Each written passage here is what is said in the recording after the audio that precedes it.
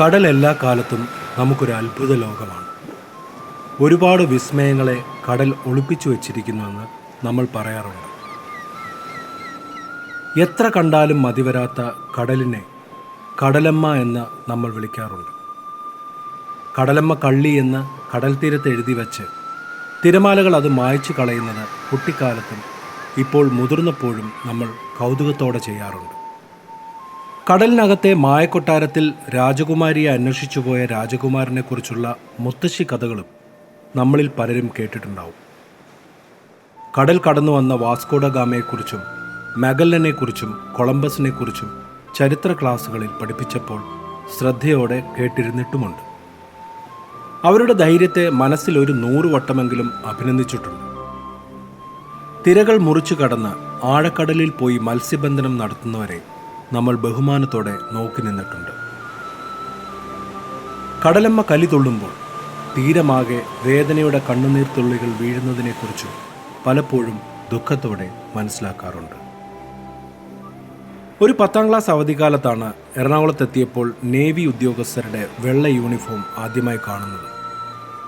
വൃത്തിയുള്ള ഭംഗിയോടെ വേഷം ധരിച്ച ഒരുപാട് പേരെ കണ്ടപ്പോൾ മനസ്സിലാദ്യമായി ഒരു നേവൽ ഉദ്യോഗസ്ഥനാകണമെന്ന് തോന്നി.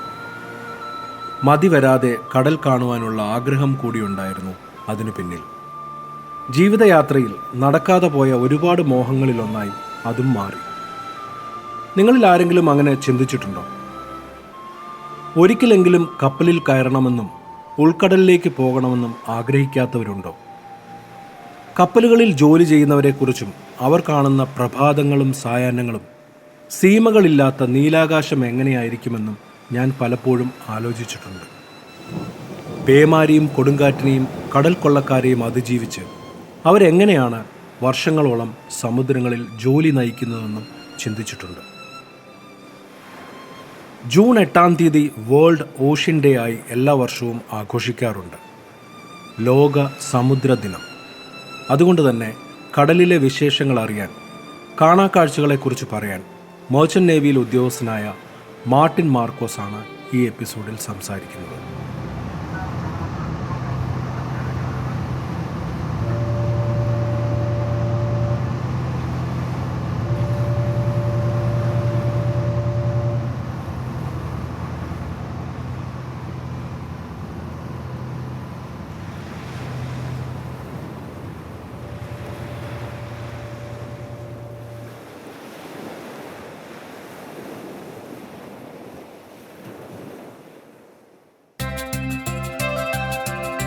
നിങ്ങൾ കേൾക്കുന്നത് പോഡ്കാസ്റ്റ് ബൈ അരവിന്ദ് ചന്ദ്രശേഖർ.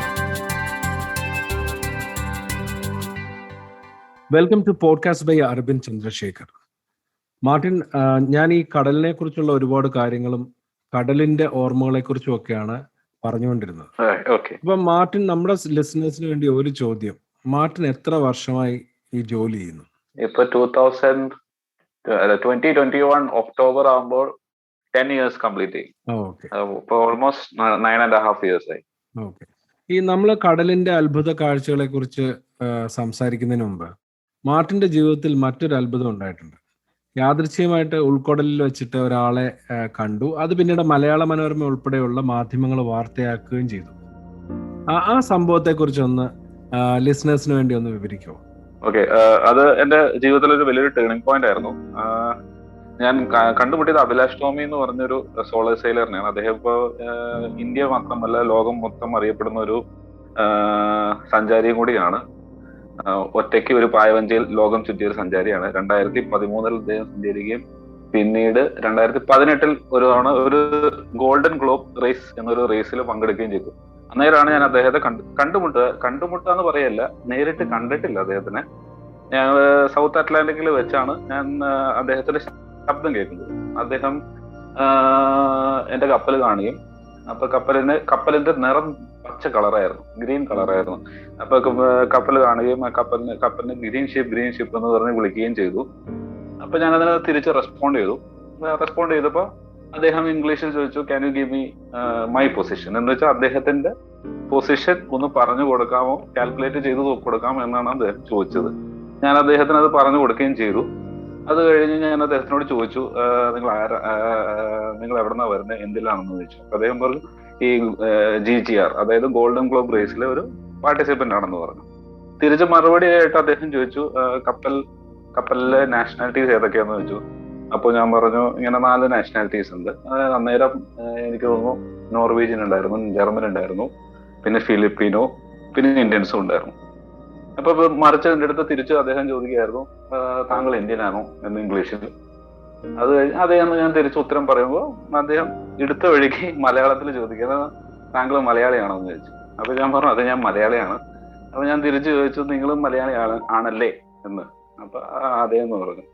അപ്പൊ ഞാൻ ഇങ്ങനെ അദ്ദേഹത്തിനോട് ഇങ്ങനെ മലയാളിയാണെന്ന് പറഞ്ഞു കഴിഞ്ഞപ്പോ ഞാൻ തിരിച്ച് അദ്ദേഹത്തിനോട് പറഞ്ഞു, എന്റെ നാട്ടിൽ നിന്ന് ഒരാൾ ഇങ്ങനെ പോയിട്ടുണ്ട് പണ്ട് 2013 ഒറ്റയ്ക്ക് നിർത്താതെ ലോകം ചുറ്റി ഒരു പായവഞ്ചിയില്. അദ്ദേഹത്തിന്റെ പേര് അഭിലാഷ് ടോമി എന്നാണ് പറയുകയും ചെയ്തു. അപ്പൊ തിരിച്ച് അവിടുന്ന് കിട്ടിയ മറുപടിയാണ് അതേ അഭിലാഷ് ടോമി തന്നെയാണ് ഇപ്പൊ സംസാരിക്കുന്നതെന്ന്. ഞാൻ വളരെ ശരിക്കും പറഞ്ഞ സ്റ്റണ്ടായി പോയി അത് കേട്ടപ്പോ, അദ്ദേഹത്തിന്റെ ശബ്ദം കേട്ടപ്പോ. അത് കഴിഞ്ഞ് പിന്നീട് ഞങ്ങളൊരു സുഹൃത്തുക്കളെ പോലെ ഒരുപാട് സംസാരിക്കുകയും ഒരുപാട് ഇൻഫർമേഷൻ പാസ് ചെയ്യുകയും ചെയ്തു. അദ്ദേഹത്തിന്റെ വൈഫായിട്ട് കമ്മ്യൂണിക്കേഷൻ എസ്റ്റാബ്ലിഷ് ചെയ്യുകയും സംസാരിക്കാനുള്ളൊരു വേദി ഒരുക്കുകയും ചെയ്തു. അങ്ങനെ അദ്ദേഹത്തിനെ കണ്ടുമുട്ടി. അതൊരു വലിയ ടേണിംഗ് പോയിന്റ് ആയിരുന്നു. ഈ നിങ്ങൾ കടലിൽ വെച്ച് രണ്ടാളുകൾ സംസാരിക്കുമ്പോൾ നിങ്ങൾ എന്ത് കമ്മ്യൂണിക്കേഷൻ എക്യുപ്മെന്റ് വെച്ചിട്ടാണ് സംസാരിക്കുന്നത്? അന്ന് ഉപയോഗിച്ചത് ഒരു റേഡിയോ ആയിരുന്നു, VHF റേഡിയോ എന്ന് പറയും, അതായത് വെരി ഹൈ ഫ്രീക്വൻസി റേഡിയോ. അത് വെച്ചിട്ടാണ് സംസാരിച്ചത്. അദ്ദേഹം എന്നെ വിളിച്ചത് ചാനൽ 16 ചാനൽ 16 ഇന്റർനാഷണലി ഉപയോഗിക്കുന്ന ചാനൽ. അതിനുശേഷം ഞങ്ങൾ ചാനൽ 06 മാറി, ചേഞ്ച് ഓവർ ചെയ്ത് ആ ചാനൽ 06 ഞങ്ങളുടെ എല്ലാ സൗഹൃദ സംഭാഷണങ്ങളും. അപ്പം അങ്ങനെയാണ് യാദൃശ്ചികമായിട്ട് അഭിലാഷ് ടോമിയെ പായ്ക്കപ്പലിൽ ലോകം ചുറ്റിയ അഭിലാഷ് ടോമിയെ കടലിൽ വെച്ച് കണ്ടു. അപ്പോൾ 2 മലയാളികൾക്ക് തമ്മിൽ, അതും എനിക്ക് തോന്നുന്നു അഭിലാഷ് ടോമി ഒരുപാട് ദിവസങ്ങൾക്ക്, ഒരു 10-11 ദിവസങ്ങൾക്ക് ശേഷമാണ് അദ്ദേഹത്തിൻ്റെ യാത്ര തുടങ്ങിയതിന് ശേഷം ആദ്യമായിട്ട് കണ്ട മനുഷ്യജീവനാണ് നിങ്ങൾ. അതൊരു മലയാളിയായി തീർന്നു എന്നുള്ളത് വളരെ യാദൃച്ഛികത അല്ലേ?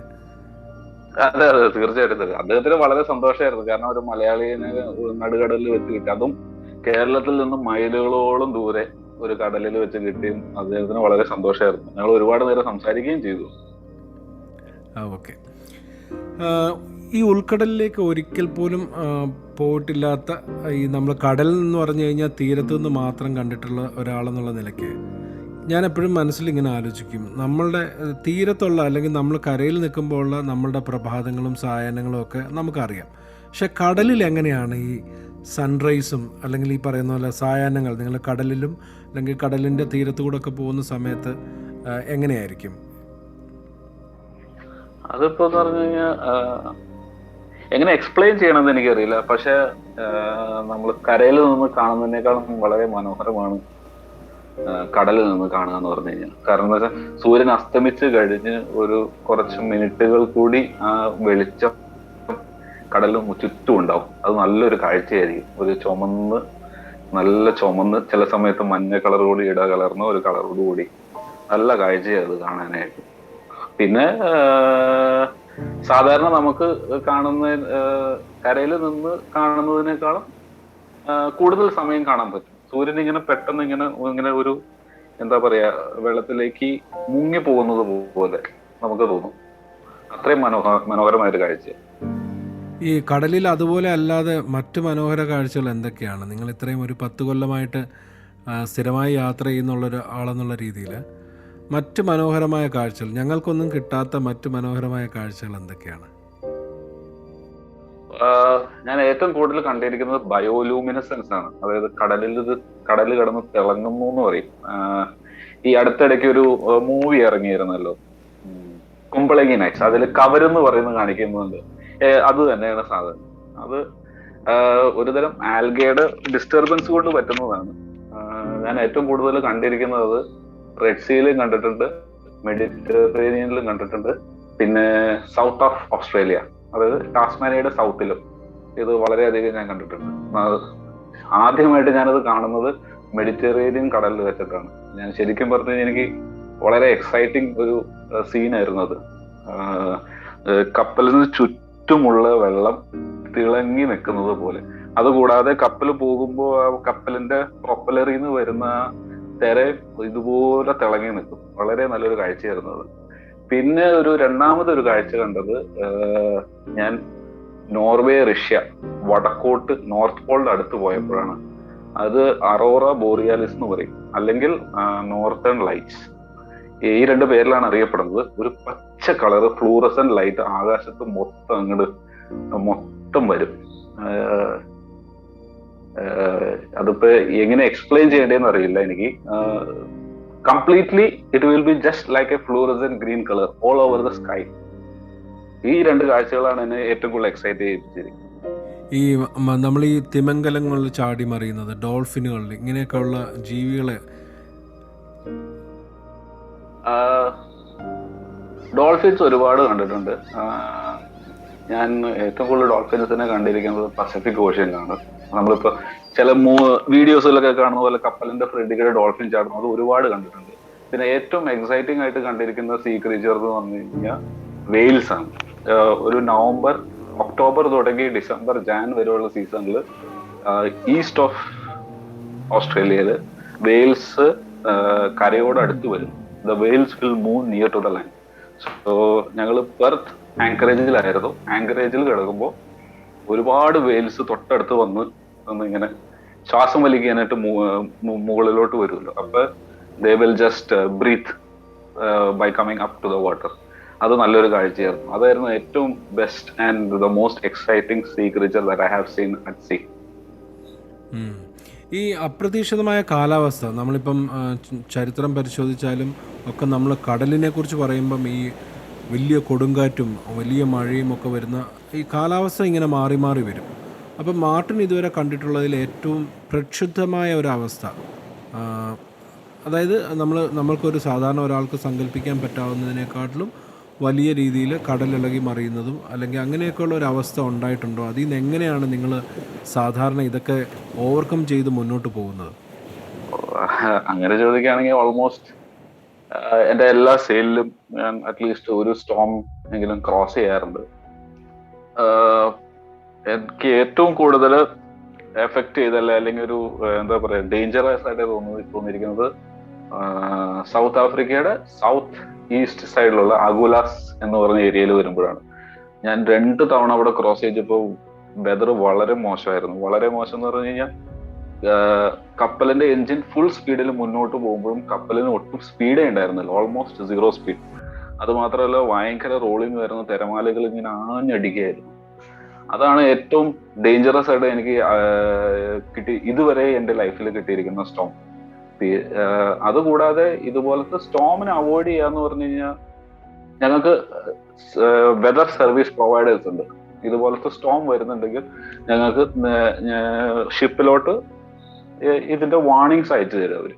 പിന്നെ വെതർ റിപ്പോർട്ടുകൾ കൺസിസ്റ്റന്റ് ആയിട്ട് ഡെയിലി ബേസിസിൽ, ചിലപ്പോൾ 12 hours 6 hours ബേസിസിൽ എപ്പോഴും കിട്ടിക്കൊണ്ടിരിക്കും. എവറി നൂൺ ഞങ്ങൾക്ക് കിട്ടിക്കൊണ്ടിരിക്കും വെതർ റിപ്പോർട്ട്സ്. അപ്പൊ അതൊക്കെ ഡീകോഡ് ചെയ്ത് നമുക്ക് കണ്ടുപിടിക്കാവുന്നേ ഉള്ളൂ ഏതെങ്കിലും സ്റ്റോം വരുന്നുണ്ടോ, അതിനെ അവോയ്ഡ് ചെയ്യുന്നത് എങ്ങനെയാണ്.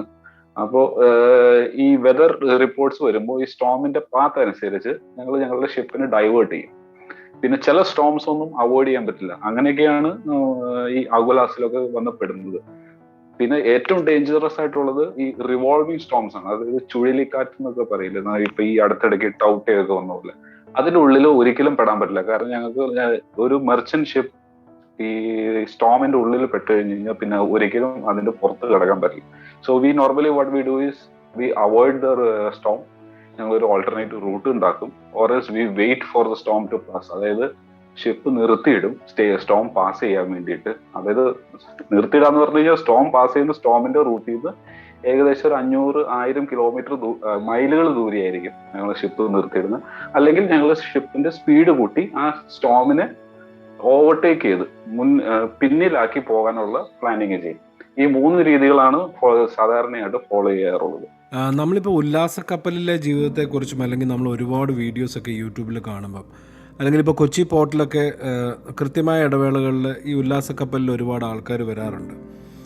അപ്പോൾ നമ്മൾ ഈ ചില ഷിപ്പുകളൊക്കെ നമുക്ക് ഇപ്പോൾ സിംഫണി ഓഫ് സീസ് ആണെങ്കിലും നമ്മൾ ചില കപ്പലുകളെക്കുറിച്ചൊക്കെ നമുക്കിപ്പോൾ അറിയാം. പക്ഷേ ഈ മെർച്ചൻ്റ് നേവിയിൽ നിങ്ങളുടെ ജീവിതം അങ്ങനെയല്ലല്ലോ. അപ്പോൾ അതെങ്ങനെയാണ് ഒരു ദിവസം മെർച്ചൻ്റ് നേവിയിൽ എങ്ങനെയാണ്, കടലിൽ എന്തൊക്കെയാണ് ഈ ഒരു സമയത്ത് നിങ്ങൾ ജോലി ചെയ്യുന്നതിനോടൊപ്പം എൻ്റർടൈൻമെൻറ്റ് എന്തെങ്കിലും ഉണ്ടോ, അതിനെക്കുറിച്ചൊന്ന് പറയാമോ? ഓക്കെ, ഇപ്പോ ഉല്ലാസ കപ്പലുകളും മെർച്ചന്റ് ഷിപ്പിന്റെ ഫ്ലീറ്റിൽ തന്നെ പെടും. But they are classified as a cruise liners or passenger liners. അവിടുത്തെ ലൈഫും നോർമൽ ഒരു കാർഗോ ഷിപ്പിലെ ലൈഫും എൻറ്റയർലി ഡിഫറെന്റ് ആണ്. അവിടെ എന്ന് പറഞ്ഞു കഴിഞ്ഞാൽ ഒരു 700 സ്റ്റാഫ്സ് ഉണ്ടാവും. there will be 700 staffs, little bit more of passengers, and always it is a happening life on board those ships. But on a merchant ship അങ്ങനെ ഒന്നും ഉണ്ടാവില്ല. You will have a minimum of 10 hours of work. അതുകൂടാതെ പിന്നെ ബോറടിക്കും. ഒരുപാട് ബോറടി ഉണ്ട് ഷിപ്പില്. Entertainment എന്ന് പറയാനായിട്ട് you will have a, അതൊക്കെ ഡിപ്പെൻഡ്സ് ടൈപ്പ് ഓഫ് ഷിപ്പ്. ഷിപ്പിന്റെ സൈസ് അനുസരിച്ച് എന്റർടൈൻമെന്റ് ഫെസിലിറ്റീസ്, റിക്രിയേഷണൽ ഫെസിലിറ്റീസ് എന്തൊക്കെയായിരിക്കും നമുക്ക് പറയാൻ പറ്റുള്ളൂ. ഇപ്പൊ നോർമൽ ഞാൻ സെയിൽ ചെയ്യുന്ന ഒരു ഷിപ്പിലാണെങ്കിൽ മിനിമം ഒരു ഫൂസ്ബോൾ ഉണ്ടാവും, പൂൾ ടേബിൾ ഉണ്ടാവും, ഡാർട്സ് ഉണ്ടാവും, പിന്നെ പ്ലേയിങ് കാർഡ്സ് ഉണ്ടാവും, പ്ലേ സ്റ്റേഷൻസ് ഉണ്ടാവും, മ്യൂസിക് സിസ്റ്റം എന്ന് പറഞ്ഞൊരു 3D സറൗണ്ട് മ്യൂസിക് സിസ്റ്റം ഉണ്ടാവും. പിന്നെ monthly movie supplies, book supplies ഉണ്ടാവും. Ship will have a good library of good books. And on top of that, each and every cabin will have a flat TV and also a DVD player. So recreational facilities will depend upon ship to ship. So these are the recreational facilities which I have got on my ships. Okay. ഈ നമ്മൾ കടലിനെ കുറിച്ച് ചിന്തിക്കുമ്പോൾ വേറൊരു വലിയൊരു പ്രശ്നമുള്ളൊരു area ഉണ്ട്, ഈ കടൽ കൊള്ളക്കാർ. നമ്മൾ സൊമാലിയയിലെ കടൽ കൊള്ളക്കാരെ കുറിച്ചൊക്കെ നമ്മൾ പത്രങ്ങളിലും ഒക്കെ വായിക്കാറുണ്ടല്ലോ. അപ്പോൾ ഈ അങ്ങനെ എന്തെങ്കിലും അനുഭവങ്ങൾ ഇത്രയും കാലത്തെ സെയിലിങ്ങിൽ ഉണ്ടായിട്ടുണ്ടോ? ഈ കപ്പലിൽ എന്തൊക്കെ, നിങ്ങളുടെ ഒരു യാത്രയിൽ എന്തൊക്കെ സുരക്ഷാ മുൻകരുതലുകളാണ് ഉണ്ടാകാറുള്ളത്? ഇതുപോലെ കടൽ കൊള്ളക്കാർ, സൊമാലിയൻ സീ പൈറേറ്റ്സ്, അവരുടെ അറ്റാക്സ് കമ്പാരിറ്റീവ്ലി കുറഞ്ഞിട്ടുണ്ട് ഒരു 2-3 വർഷമായിട്ട്. But still they do attack randomly ships. ഞാൻ ആദ്യമായിട്ട് ഈ സൊമാലിയ അതല്ലെങ്കിൽ ഗൾഫ് ഓഫ് ഏഡൻ സെയിൽ ചെയ്യുന്നത് തന്നെ 2019 I started my career in 2011, but I sailed through this Gulf of Aden or high risk area in 2019.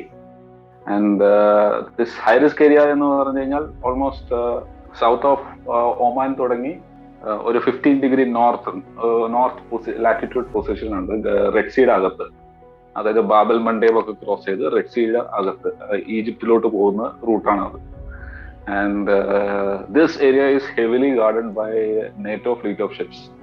നേറ്റോയുടെ ഒരു ഫ്ലീറ്റ് ഉണ്ട്, അവരുടെ ships. അതായത് it's a task force. Different കൺട്രീസിന്റെ പല നേവൽ വാർഫെയർ ഷിപ്സ് അവിടെ വന്ന് പ്രൊട്ടക്ഷൻ തരുന്നുണ്ട്. അവരുടെ കോൺവോയ്സ് ഉണ്ട്, ആ കോൺവോയ്സിൽ ജോയിൻ ചെയ്താൽ മതി. പിന്നെ അതുകൂടാതെ തന്നെ we get support of arm guards. അതായത് ഒരു third party companies are there. Those companies provide with arm guards and arms also. ഒരു മിനിമം ഒരു 4 ആം ഗാർഡ്സ് ഉണ്ടാവും. They will be ex commandos, mostly ബ്രിട്ടീഷേഴ്സിനാണ് എനിക്ക് ഏറ്റവും കൂടുതൽ കിട്ടിയിരിക്കുന്നത്. And they will be having M16s with all the ammunitions and bulletproof jackets and helmets, and so they will also board the vessel and they will protect the vessel. And also shipsil തന്നെ citadel എന്ന് പറഞ്ഞ ഒരു separate area തന്നെ design ചെയ്ത് വെച്ചിട്ടുണ്ട്. In case of a piracy attacks and if the pirates board the ship, ഈ കടൽ കൊള്ളക്കാര് ഷിപ്പിൽ ബോർഡ് ചെയ്യുകയാണെങ്കിൽ തന്നെ we will evacuate and gather inside citadel and we will lock that citadel area. അത് lock ചെയ്ത് കഴിഞ്ഞാൽ പിന്നെ പുറത്തുനിന്ന് ആർക്കും അതിന്റെ ഉള്ളിൽ എൻട്രി ചെയ്യാൻ പറ്റില്ല. Those are heavily guarded doors, and there will be communication systems and also satellite telephones. അതിന്റെയൊക്കെ ആന്റിനാസും ഷിപ്പിൽ ഹിഡൻ ആയിരിക്കും. There are areas where these antennas can be hidden and we can communicate the shore companies കമ്പനിയുടെ ഹെഡ്ക്വാർട്ടേഴ്സിലും ഷോറിലുള്ളവരായിട്ടും ഇത്തരത്തിൽ communication system വെച്ച് നമുക്ക് communicate ചെയ്യാം. And to an extent we can also control the ship from the same location.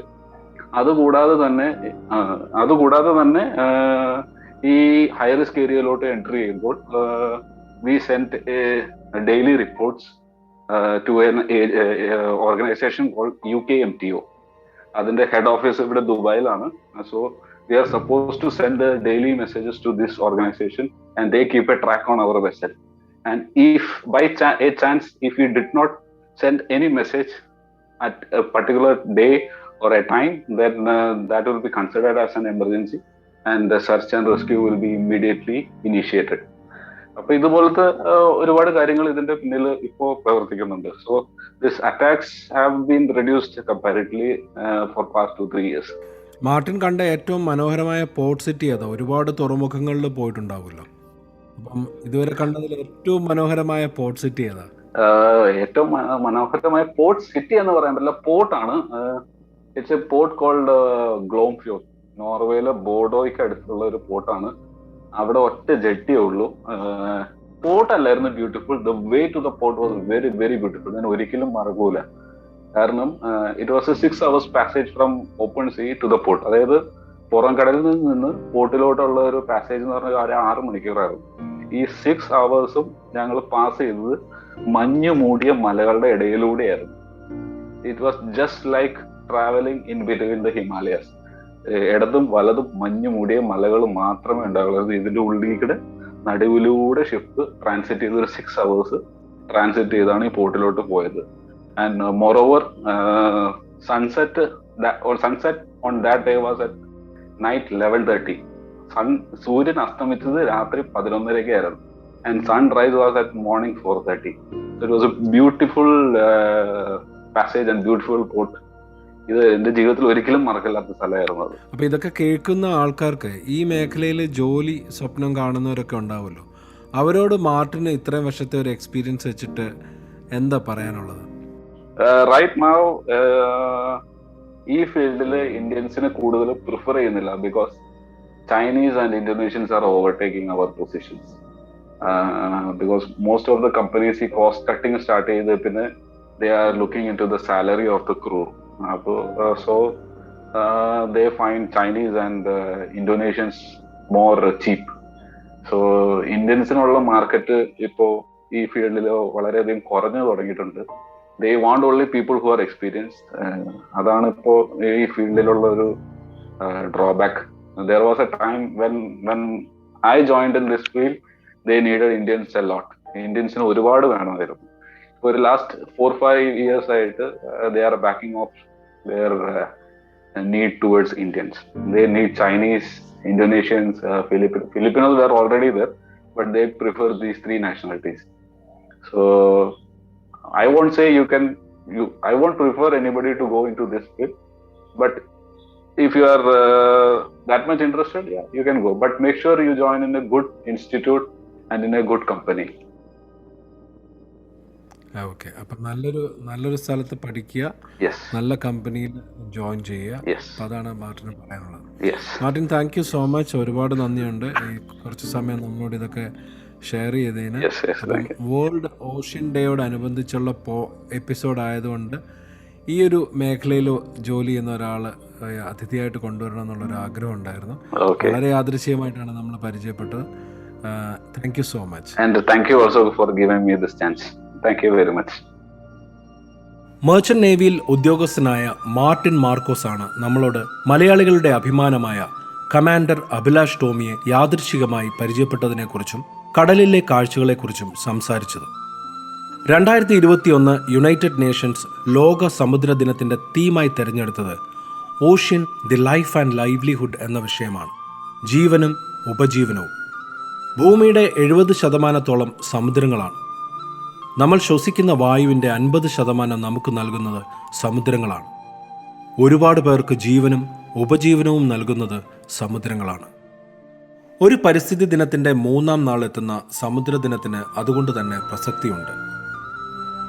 മറ്റെല്ലാ മേഖലകളിലും ഉള്ളതുപോലെ അമിത ചൂഷണം സമുദ്രങ്ങളെയും അതിലെ ജീവജാലങ്ങൾക്കും ഭീഷണിയാകുന്നു.